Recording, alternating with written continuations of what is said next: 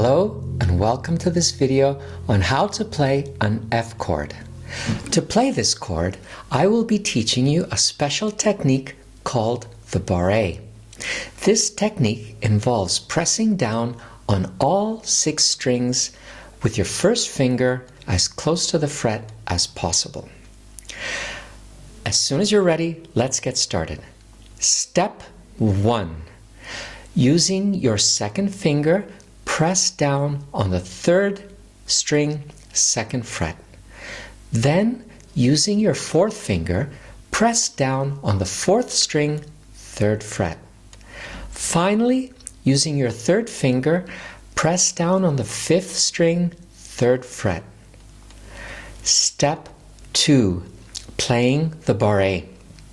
Using your first finger, press down across all 6 strings as closely to the fret as possible. Step 3. Put your thumb or a pick on the 6th string and slide down across the strings as smoothly as possible, like this.